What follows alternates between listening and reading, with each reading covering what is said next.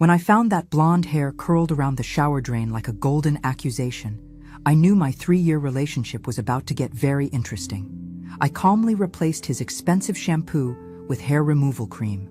By Thursday, my best friend Dorothy showed up at my door with patches of missing hair and tears streaming down her face. If you're watching this, subscribe and let me know where you're watching from. I'm Margaret Walsh, 68 years old, and after 16 years as a widow, I thought I'd finally found my second chance at love with Frank Garrett. 3 years of quiet dinners, Sunday morning crosswords, and the comfortable companionship that comes when you've both buried your first loves and aren't expecting fireworks anymore. That Tuesday morning started like any other. Frank had left early for his weekly golf game with the boys, kissing my cheek and promising to pick up groceries on his way back. I was humming an old Sinatra tune while cleaning our shared bathroom. Yes, we'd reached that comfortable stage where we each kept toiletries at the other's place. The shower drain was backing up again, something Frank had been meaning to fix for weeks. I rolled up my sleeves and started pulling out the usual culprits: soap residue, my own silver hair that seemed to shed more each year. But there, wrapped around my fingers like a silk ribbon, was a long blonde hair. Not mine. Definitely not mine. I held it up to the bathroom light, studying it like evidence in a crime scene. It was the color of summer wheat, with the artificial shine that only comes from a bottle. The kind of blonde that whispers, "Look at me," in a crowded room. Frank's late wife, Patricia, had been a brunette until the day she died. I'd seen enough photos to know.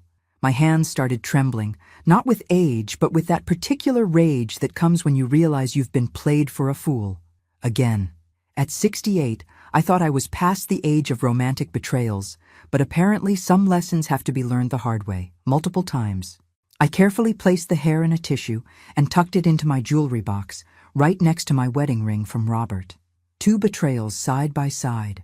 How poetic. Frank returned 3 hours later, whistling and carrying grocery bags like a man without a care in the world. "How was your golf game?" I asked sweetly, not looking up from my crossword. "Terrible," he laughed, unpacking orange juice and his favorite whole wheat bread. "Jim beat me by 12 strokes. I think I need new glasses." "Maybe you need new friends," I murmured, pen poised over 7 across. A woman who deceives. The answer was right there in black and white. Adulteress. That evening, I watched Frank like a detective studying a suspect. Every phone call, every glance at his watch, every excuse to step outside for fresh air. I'd been a widow for 16 years before Frank came along. I knew the difference between a man who was happy to be home and a man who was thinking about being somewhere else. During dinner, he mentioned that Dorothy had looked tired at the grocery store. "Probably working too many hours at that flower shop," he said, cutting his steak with unusual precision. "You should check on her this week." Dorothy Stevens had been my best friend for 40 years. We'd raised our children together, buried our husbands within 2 years of each other, and survived every kind of crisis 2 women could face. She was the one who'd encouraged me to give Frank a chance when we met at the Senior Center's book club 3 years ago. "She's been through a lot," I agreed, watching Frank's face for any tell. "Divorce, that awful bout with pneumonia last year. At 66, she deserves some happiness." Frank nodded vigorously, too vigorously. "Absolutely. She's a good woman, deserves better than what life's given her." The way he said "good woman" made my stomach clench. It was the tone men use when they're already thinking about saving someone. After Frank went to bed, I sat in my kitchen with a cup of tea and my phone. Dorothy's number was on speed dial, had been for decades. But tonight, instead of calling, I found myself scrolling through her social media posts. Something I'd never felt the need to do before. There she was, beaming in photos from 2 weeks ago. Dinner at Romano's. Sometimes life surprises you in the best ways. The restaurant looked expensive, candlelit, the kind of place Frank had taken me for my birthday last month. Another post from last week. New haircut and color, feeling 20 years younger. The photo showed Dorothy with freshly highlighted blonde hair, styled in loose waves that framed her face beautifully. My tea grew cold as I stared at that photo. Dorothy had been a redhead our entire friendship, proud of her Irish heritage and the fiery curls that matched her personality. The woman in this photo looked sophisticated, confident, The kind of woman who might catch the eye of a 72-year-old widower looking for a little excitement. I set down my phone and walked to the bathroom, retrieving the tissue from my jewelry box. Under the harsh fluorescent light, I compared the hair to Dorothy's new style on my phone screen. Perfect match. The next morning, I called Dorothy with my sweetest voice. "Want to grab lunch today? It's been too long since we had a proper chat." Dorothy chose the cafe, a quaint little place downtown with checkered tablecloths and the kind of atmosphere that invited confessions. She arrived 10 minutes late, flustered and apologetic, her new blonde highlights catching the afternoon sunlight streaming through the windows. "Sorry, Margaret, lost track of time at the salon. Touch-up appointment. You know how it is." She slid into the booth across from me, unconsciously running her fingers through her freshly styled hair. "The blonde looks lovely on you," I said, meaning it. Dorothy had always been pretty, but this new look gave her a glow I hadn't seen since before her divorce 5 years ago. "Very youthful," she blushed like a teenager. "Oh, this old thing? Just needed a change, you know? 66 is too young to feel invisible." I ordered the chicken salad. She asked for just coffee. "Not hungry?" I pressed. "Had a big breakfast," she said quickly. Too quickly. Dorothy had been diabetic for 10 years and never skipped meals. "So tell me about Frank. How are things going with you two?" It was a question she'd asked dozens of times over the past 3 years, usually with genuine enthusiasm for my late-in-life romance. Today, her voice carried a different tone. Guilty curiosity, maybe, or the careful probing of someone fishing for information. "Oh, you know Frank," I said, stirring my iced tea with deliberate slowness. "Predictable as clockwork. Golf every Tuesday, grocery shopping after, home by 2:30. Never varies his routine." Dorothy's coffee cup rattled against the saucer when she set it down. That's good. Routine. Stability. I took a sip of tea, letting the silence stretch until it became uncomfortable. "Though lately, he's been mentioning you quite a bit." Her face went pale beneath her carefully applied foundation. "Me? What about?" "Oh, just that he thinks you've seemed happier lately. More vibrant. He noticed the new hair color when he saw you at the grocery store yesterday." "He did?" The question came out as barely a whisper. I leaned forward, my voice gentle but my eyes sharp. "Dorothy, you've been my dearest friend for 40 years. Through Robert's death, through your divorce, through every crisis either of us has faced. If something's troubling you, you can tell me." For a moment, I thought she might.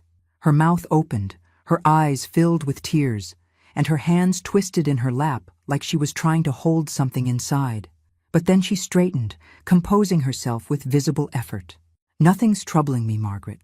I'm just finding my footing again, trying to build a new life after everything that's happened." "Of course," I said softly. "Just remember, Dorothy, some foundations aren't as solid as they appear." She left 10 minutes later, claiming a sudden headache. I watched through the cafe window as she hurried down the sidewalk, her blonde hair gleaming in the sunlight like a beacon of betrayal. That night, I lay in bed next to Frank, listening to his steady breathing and planning my next move. Friday morning brought unseasonably warm weather and crystal-clear intentions. Frank announced he'd be spending the day helping his nephew move furniture, a story that sounded rehearsed. I kissed him goodbye and waited exactly 15 minutes before heading to the drugstore. The beauty aisle overwhelmed me with its promises of transformation. Hair removal creams lined the bottom shelf like instruments of war. I selected the strongest formula available, designed for coarse, stubborn hair with warnings about leaving it on too long. Perfect. Back home, I stood in Frank's bathroom studying his premium shampoo bottle. $28 for something that promised to revitalize aging hair with botanical extracts. I unscrewed the cap and inhaled the expensive cedar scent one last time before dumping the contents down the drain. The hair removal cream transferred easily, its chemical smell masked by the bottle's narrow opening. I added a few drops of the original shampoo on top for authenticity, then carefully placed the bottle back in its exact position on the shower caddy. Phase 1 complete. Saturday arrived with the kind of nervous energy that precedes a performance. Frank showered first, humming off-key, while I pretended to read the newspaper. When he emerged 20 minutes later, his silver hair looked exactly the same. Hair removal cream needed time to work, especially on someone who probably used it sparingly. Dorothy called. I announced casually, not looking up from the crossword. Invited us both to brunch tomorrow at her place. Said she has exciting news to share. Frank's coffee mug stopped halfway to his lips. Both of us? Seemed important to her that you be there specifically. I penciled in betrayal for 14 down. I hope you don't mind that I accepted. No. Of course not. Dorothy's a lovely woman. Just surprised she included me. She considers you family now, I said sweetly. After 3 years, we're all practically relatives. The irony wasn't lost on me. In some families, this would be called adultery. In others, it might just be called Tuesday. That evening, Frank showered again, unusual for him on weekends. This time, I heard the shower running longer than normal, followed by what sounded like concerned muttering. When he finally emerged, a towel wrapped around his waist, I could see the beginning of what my revenge would accomplish. Small patches of his silver hair looked thinner, almost translucent in spots. He ran his hand through it repeatedly, frowning at his reflection in the bedroom mirror. "Everything all right?" I asked from the bed, my voice perfectly innocent. "Hair feels strange, softer somehow. Maybe it's that expensive shampoo finally working," I suggested. "You always said it was worth the money." He nodded uncertainly and climbed into bed, but I could feel his restlessness beside me.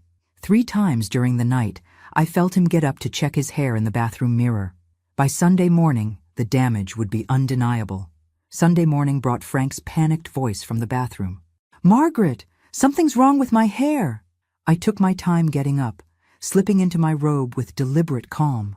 Frank stood before the mirror, running his fingers through patches where his hair had thinned to wisps overnight. Other sections looked completely normal, creating a bizarre patchwork effect across his scalp. "Oh my," I said, joining him at the mirror. "That is concerning." "I don't understand it," he muttered, turning his head this way and that. "It's like my hair just dissolved in spots." "Maybe you should see a doctor," I suggested helpfully. Though I did read somewhere that extreme stress can cause sudden hair loss. "Stress?" He turned to look at me, confusion written across his face. What would I be stressed about? "Oh, I don't know," I said, adjusting his collar with wifely concern. "Sometimes we carry stress without realizing it. Guilt has a way of manifesting physically." Frank's reflection went pale in the mirror. "Guilt? Just a theory," I said lightly. "Now, about Dorothy's brunch. Should we call and cancel? You might not feel comfortable going out looking—" "No!" The response came too quickly, too desperate. "I mean, we can't disappoint Dorothy. I'll just wear a hat." 15 minutes later, Frank emerged from the bedroom, wearing a baseball cap pulled low over his forehead. He'd managed to comb the remaining hair to partially cover the thin spots, but the overall effect was that of a man trying very hard to hide something. "You look fine," I assured him, patting his arm. "Dorothy will understand." The drive to Dorothy's house was unusually quiet. Frank kept adjusting his cap and checking his reflection in the side mirror. I hummed contentedly, enjoying the autumn scenery and the sweet anticipation of what was to come. Dorothy lived in a charming cottage with a garden that showcased her work at the flower shop. Mums and late-season roses created a riot of color along the walkway. She met us at the door wearing a flowing floral dress that complemented her blonde highlights perfectly. "Margaret, Frank." She hugged me first, then hesitated before giving Frank a quick, awkward embrace. "I'm so glad you could both come." "We wouldn't miss it," Frank said, his voice strained. "You mentioned exciting news?" Dorothy's eyes sparkled with nervous energy. "Let's get you some coffee first."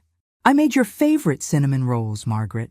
As she led us to her dining room, I noticed Frank removing his cap and running his hand through his patchy hair. Dorothy glanced back just as he did it, and I saw her eyes widen in shock. "Frank, are you feeling all right?" she asked, stopping so suddenly that I nearly bumped into her. "Your hair looks fine," Frank said quickly, jamming the cap back on his head. "Just trying a new styling product." Dorothy shot me a questioning look, but I just smiled serenely. "Men and their vanity," I said with a little laugh. "At our age, we should embrace what we have." The irony of that statement, coming from a woman who'd just sabotaged her boyfriend's hair care routine, wasn't lost on any of us. We settled around Dorothy's antique dining table, the tension so thick it could have been cut with her grandmother's cake server. Dorothy served coffee with shaking hands, the porcelain cups rattling against their saucers as she moved around the table. Her blonde hair caught the morning sunlight streaming through her kitchen window, creating an almost ethereal glow that made Frank stare despite his obvious discomfort. "So," I said, cutting into a cinnamon roll with surgical precision, "this exciting news of yours?" Dorothy glanced between Frank and me, her composure cracking like old paint. "Well, actually, maybe I should wait. Frank doesn't look well." "I'm fine," Frank insisted, but his hand moved unconsciously to his baseball cap again. Underneath the brim, I could see more thin patches had appeared overnight. The hair removal cream was working beautifully. "No, really," Dorothy pressed, leaning forward with what looked like genuine concern. "Frank, when did this start? Have you seen a doctor?" "It's just stress," he mumbled into his coffee cup. "Stress?" Dorothy's voice pitched higher. "What kind of stress?" I watched this exchange with the satisfaction of a chess player who just moved her queen into position. "Dorothy, dear, you seem awfully concerned about Frank's health. That's so thoughtful of you." The color drained from her face. "Well, you're both my friends. Of course I'm concerned." "Of course," I agreed, taking a delicate sip of coffee. "Frank was just telling me yesterday how much he values your friendship." "Weren't you, Frank?" Frank's eyes darted between us like a cornered animal. "Yes, Dorothy's been very supportive." "Supportive," I repeated, savoring the word. "That's exactly what I was hoping to hear." Dorothy set down her coffee cup with enough force to crack it. "Margaret, is everything all right?" "Everything." "You're acting strange." "Strange?" I tilted my head innocently. "I'm just enjoying this lovely brunch with my dear friend and my boyfriend. Though I have to say, Dorothy, your hair looks absolutely stunning. When did you decide to go blonde?" "About a month ago," she whispered. "A month," I mused. "Funny timing. Frank's been coming home from his Tuesday golf games so much happier lately. Also, about a month ago." The silence that followed was deafening. Frank's hand trembled as he reached for his napkin.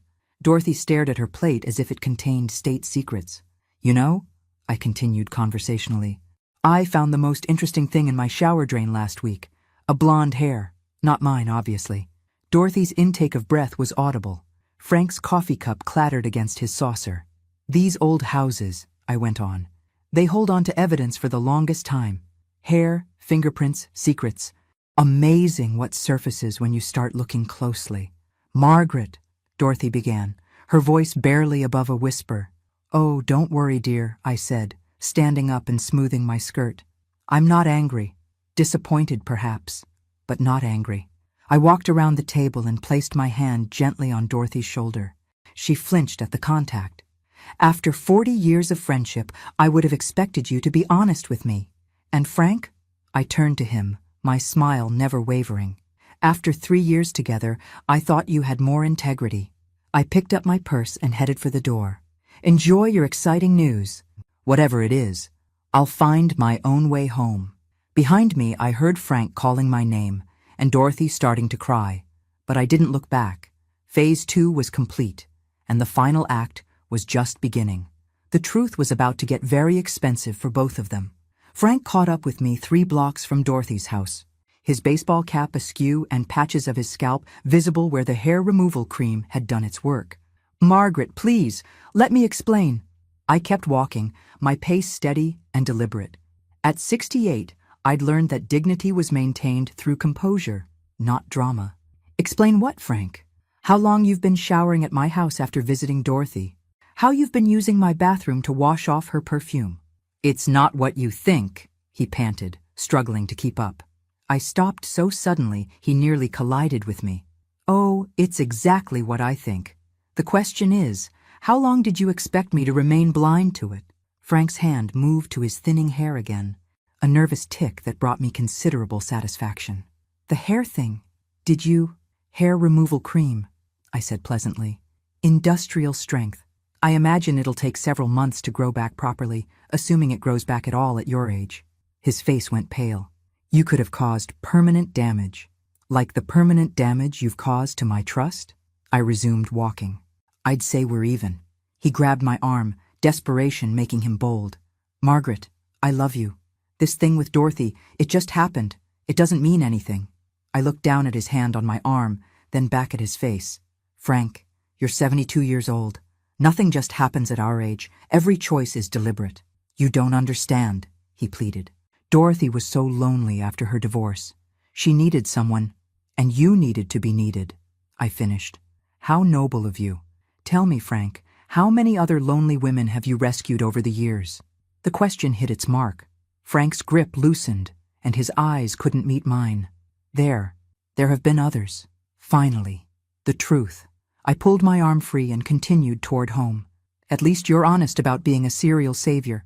I appreciate that level of self-awareness. Where are you going? He called after me. Home. To pack your things. I didn't turn around. You have until 6 o'clock to collect them from my front porch. Behind me, I heard Frank's footsteps stop.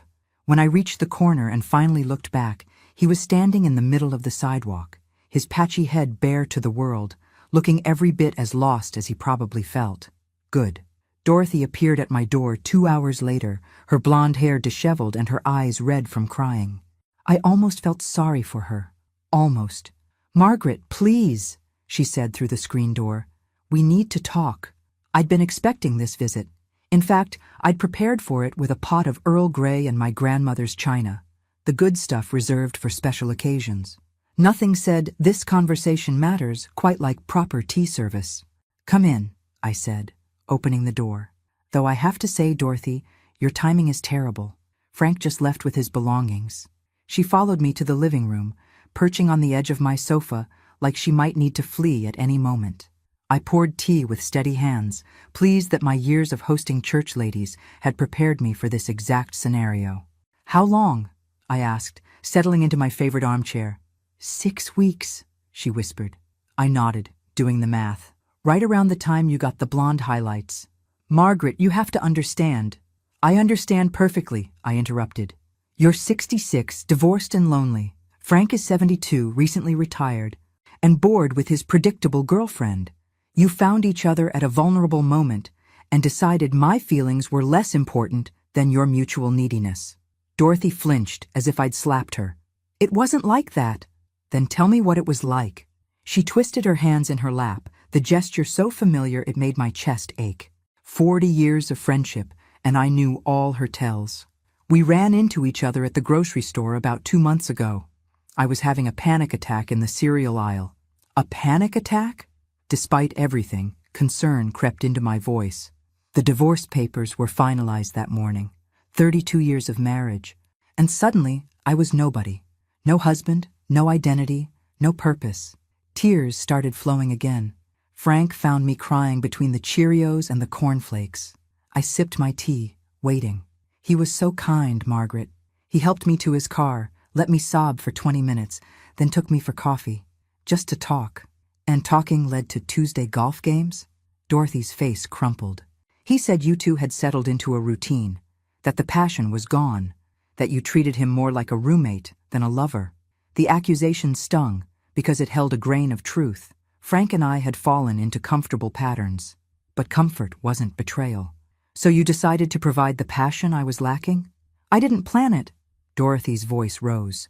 It just evolved. Coffee turned into lunch turned into dinner, and then he started showering at my house afterward, I finished. She nodded miserably. I set down my teacup with deliberate precision. Dorothy, in 40 years of friendship, have I ever lied to you? No. Have I ever betrayed your confidence? No. Have I ever pursued a man you were interested in? No. But then help me understand why you thought it was acceptable to pursue mine.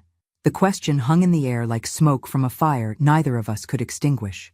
Dorothy left an hour later, no closer to forgiveness than when she'd arrived. I watched from my front window as she sat in her car for 10 minutes, crying into her phone, probably calling Frank, seeking comfort from the man who'd caused this entire mess. I'd given her the same choice I'd given him, honesty or absence. She'd chosen justification over accountability, which told me everything I needed to know about the friendship I'd thought would last forever. That evening, I called my lawyer. Richard Morrison here. Richard, it's Margaret Walsh. I need to discuss my will. Of course, Margaret. What changes are you considering? I looked around my living room. The antique furniture Robert and I had collected over 25 years of marriage, the photographs documenting a life well lived, the financial security I'd built through careful planning and modest living. I want to remove Dorothy Stevens as my beneficiary and executor. May I ask why? Breach of trust. I'll send you the details in writing tomorrow. Very well. Any thoughts on replacement beneficiaries? I smiled, an idea forming. Actually, yes. I want to donate everything to the Senior Center's Widow Support Group. Every penny. That's quite generous. It's quite necessary, I said. These women deserve better than what they're getting. After hanging up, I poured myself a glass of wine, the good bottle Frank had been saving for a special occasion. Tonight, qualified. My phone rang at 9:30. Dorothy's name appeared on the screen. Hello, Dorothy. Margaret, please don't hate me forever. I don't hate you, I said, surprising myself with the truth. I pity you. That's worse. Yes, it is. Frank ended it tonight, she said quietly. Told me it was a mistake, that he wants to try to work things out with you. I almost laughed. And you're calling to ask if I'll take him back? Are you? I swirled the wine in my glass, watching the deep red liquid catch the lamplight. Dorothy, let me ask you something. If the situation were reversed, if I had betrayed you with your boyfriend, would you take me back? The silence stretched so long, I thought she'd hung up. No, she finally whispered. Then you have your answer. What happens now? Now you learn to live with the consequences of your choices, just like I'm learning to live with mine. I ended the call and turned off my phone. Tomorrow would bring new challenges, but tonight was mine alone. Frank returned 3 days later, standing on my front porch with a bouquet of grocery store flowers and the defeated posture of a man who'd run out of options. His hair looked even worse, the remaining strands wispy and uneven, like a scarecrow after a windstorm. I look ridiculous, he said, without preamble. Yes, I agreed, opening the screen door. You do. The barber said it might never grow back properly. Something about chemical damage to the follicles. That's unfortunate. He studied my face, searching for some crack in my composure. You don't feel guilty at all, do you? Should I?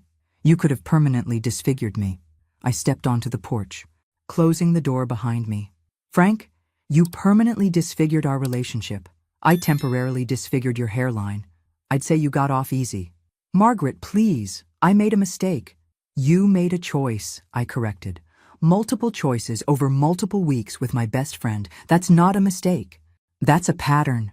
He set the flowers on my porch railing, his shoulders sagging. What can I do to fix this? Nothing. There has to be something. Tell me about the others. Frank's head snapped up. What others? You said there have been others. How many lonely women have you rescued, Frank? He looked like a man walking toward his own execution. Margaret, I don't see how that's relevant. Humor me. 3, he whispered. My heart stopped. 3 others besides Dorothy? No, 3 total, including Dorothy. So 2 women before me. Frank nodded miserably.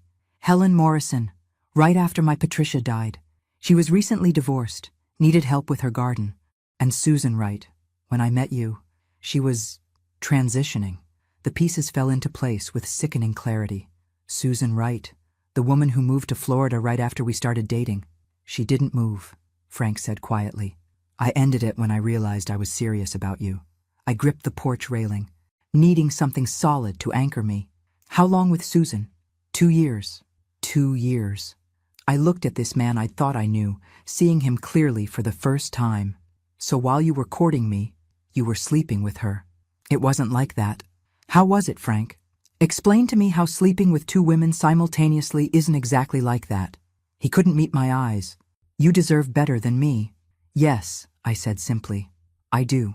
But as I watched him walk away, his shoulders hunched and his patchy scalp catching the afternoon sunlight, I realized something that would change everything. I deserved better than all of them. 6 months later, I sat in my real estate agent's office, signing the final papers to sell my house. The check was larger than I'd expected. Apparently, my modest neighborhood had become quite desirable to young families. Congratulations, Mrs. Walsh, Linda said, sliding the paperwork across her desk. Cash sale, no contingencies. Where will you be moving? Europe, I said, enjoying the surprise on her face. I'm taking an extended cruise. Mediterranean first, then maybe the Baltic. I hear the northern lights are spectacular from a ship's deck. The door chimed, and Dorothy walked in, looking older than her 66 years. I'd seen her around town occasionally over the past months, usually shopping alone, her blonde highlights grown out to reveal gray roots. "Margaret," she said quietly, "I heard you were selling." "Dorothy."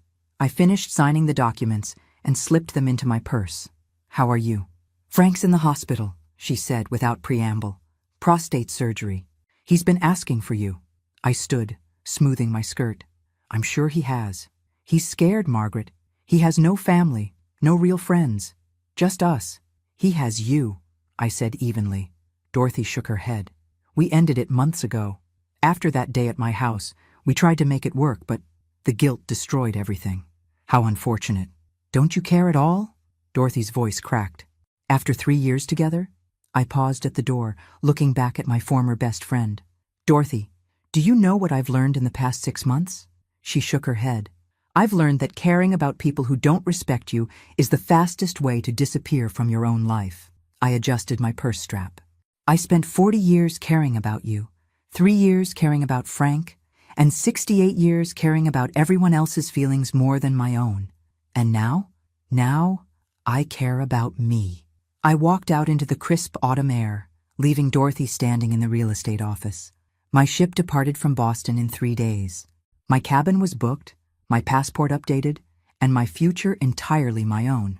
As I drove through town for the last time, I passed the senior center where Frank and I had met. Through the windows I could see the book club meeting, a circle of women discussing their latest selection. New faces, new stories, new possibilities for heartbreak and healing.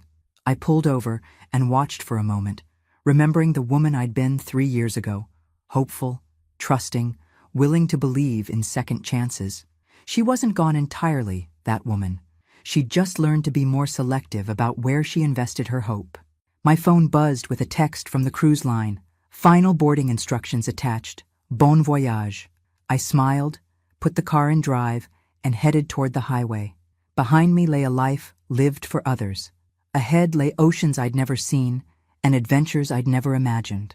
At 68, I was finally ready to find out who Margaret Walsh could become when she stopped trying to be what everyone else needed. The best revenge, it turned out, wasn't hair removal cream or public humiliation. The best revenge was living well. Thanks for listening. Don't forget to subscribe and feel free to share your story in the comments. Your voice matters.